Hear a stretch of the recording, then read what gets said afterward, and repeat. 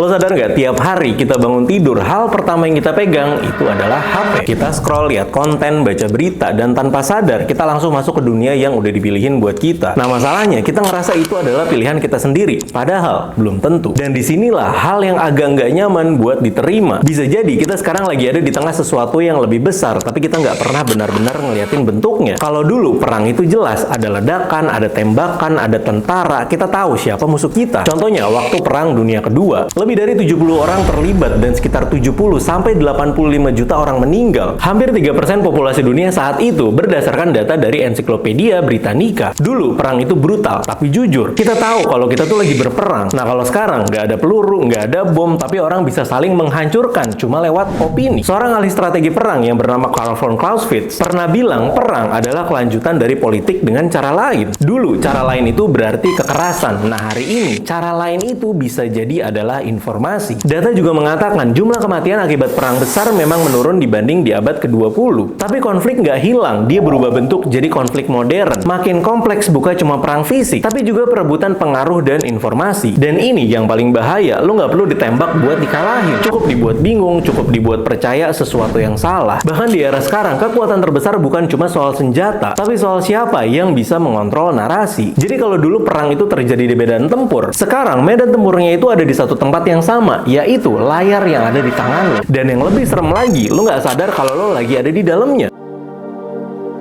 Masalahnya, perubahan cara manusia berperang itu nggak pernah terjadi secara tiba-tiba. Nggak ada momen di mana dunia berhenti pakai senjata. Semua berubah pelan-pelan, hampir nggak kelihatan. Salah satu titik pentingnya ada di masa Perang Dingin. Ketika dua kekuatan besar dunia, yaitu Amerika Serikat dan Uni Soviet lagi perang, tapi tanpa pertempuran langsung. Nggak ada satu medan tempur utama, tapi konflik tetap berjalan. Mereka bersaing lewat pengaruh politik, teknologi, ekonomi, bahkan sampai keluar angkasa. Tapi yang mulai berubah bukan cuma cara bertarungnya, melainkan tujuannya. Perang mulai masuk ke ranah yang lebih halus, mulai dari opini, persepsi, dan cara orang melihat dunia. Menurut berbagai kajian, sejarah Perang Dingin bukan cuma soal militer, tapi juga soal pertarungan ideologi kapitalisme melawan komunisme yang disebarkan lewat propaganda, media, dan pengaruh global. Kemenangan gak lagi selalu ditentukan oleh siapa yang paling kuat secara fisik, tapi siapa yang paling dipercaya. Karena begitu kita bisa mempengaruhi cara orang berpikir, kita gak lagi perlu ngelawan mereka secara langsung, kita cukup mengarahkan mereka. Nah, sejak saat itu, cara perang mulai berevolusi. Senjata masih ada, peluru masih dipakai, tapi pelan-pelan muncul sesuatu yang lebih kuat dan lebih sulit buat dilihat. Sesuatu yang nggak nyerang tubuh, tapi langsung masuk ke kepala pikiran manusia.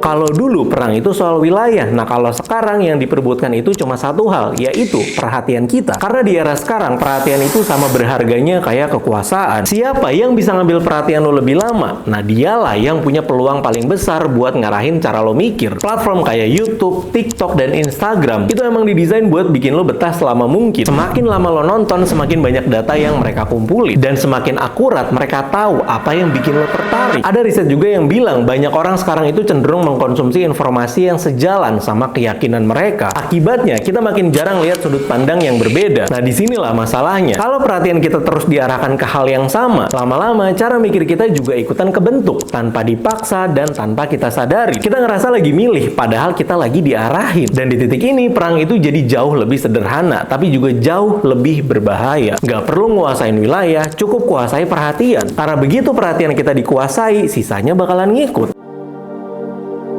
Nah saat ini perang itu udah nggak lagi soal siapa yang paling kuat, tapi siapa yang paling ngertiin kita. Karena sekarang yang jadi senjata utama bukanlah lagi senjata fisik, tapi senjata utamanya adalah data. Setiap hal kecil tentang kita, apa yang kita suka, apa yang kita tonton, apa yang bikin kita berhenti, itu semua ninggalin jejak. Dari situ terbentuklah satu hal yang jauh lebih berharga, yaitu pola. Pola cara kita mikir, pola cara kita bereaksi, pola apa yang bikin lo percaya sesuatu. Disinilah AI mulai berperan. Bukan cuma buat ngumpulin data, tapi mengolahnya jadi sebuah prediksi. Menurut McKinsey & Company, analisis data dan AI sekarang digunakan buat memahami cara memprediksi perilaku manusia secara lebih akurat, terutama dari aktivitas digital. Artinya, bukan cuma ngertiin kita sekarang, tapi juga bisa nebak langkah kita berikutnya. Dan kalau sesuatu bisa diprediksi, itu juga bisa diarahkan pelan-pelan tanpa paksaan. paksaan. Kita nggak disuruh percaya sesuatu, kita cuma dikasih potongan informasi sampai akhirnya kita sampai ke kesimpulan itu sendiri. Dan disitulah semuanya jadi berubah. Kalau dulu orang diarahkan dengan kekuatan, sekarang orang bisa dikalahkan lewat keyakinannya sendiri, tanpa sadar, tanpa perlawanan. Dan akhirnya perang itu bukan lagi di luar sana, tapi udah terjadi di dalam kepala kita.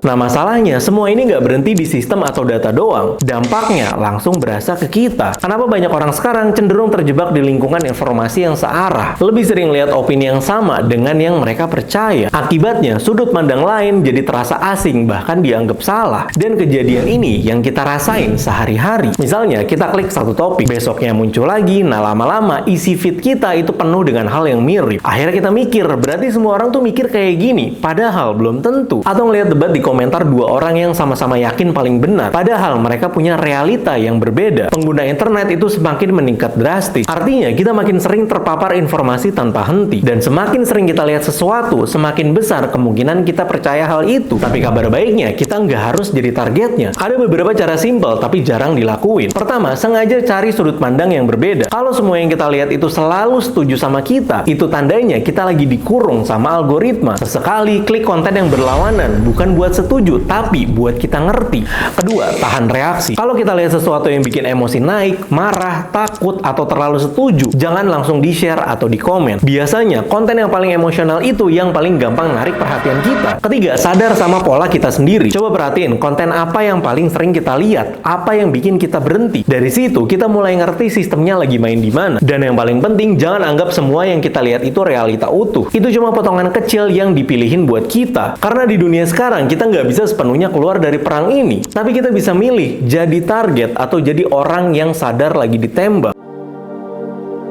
Dan kalau itu terus terjadi, kita nggak lagi sekedar punya opini. Kita mulai hidup di realita yang dipilihin. Dulu, orang tahu mereka lagi berperang. Ada musuh, ada tujuan, dan ada akhir. Sekarang, nggak ada tanda apa-apa. Nggak ada yang bilang kalau kita lagi diserang. Nggak ada yang bilang kita lagi diarahin. Dan justru itu yang bikin semuanya jadi lebih berbahaya. Karena ketika kita nggak sadar, kita nggak akan pernah ngerasa perlu buat bertahan. Kita ngerasa semua itu pilihan kita. Kita ngerasa semua itu keputusan kita. Padahal bisa jadi arah kita udah dibentuk jauh sebelum kita sadar. Dan di titik ini, perang nggak lagi soal siapa yang paling kuat. Sekarang, manusia itu bisa kalah tanpa sadar dia lagi berperang. Dan pada akhirnya, semua ini bermuara ke satu hal. Yang kesisa itu bukan siapa yang paling kuat dan bukan siapa yang paling benar. Tapi siapa yang masih bisa menjaga pikirannya. Karena satu-satunya yang bisa jaga kita sekarang, bukan tubuh kita, tapi pikiran kita. Terima kasih sudah menonton. Semoga video ini bermanfaat.